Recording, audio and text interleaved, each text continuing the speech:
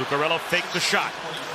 Holds along the goal line, into the bumper. Fiala couldn't tee it up. Kaprizov, a good stick lift. Kaprizov just about put it past the left ear of Binnington. Kaprizov in the corner, throws one. Score! He does it again! Kirill Kaprizov! 2 power play goals to give Minnesota the 1-goal lead. Here Kaprizov wins a puck battle against Parayko, takes it to the net. I mean, this guy is possessed here in the last 5-6 minutes, and then this is an incredible shot. I mean, it's not in his wheelhouse, goes from backhand to forehand, somehow gets leverage on that stick and rips it.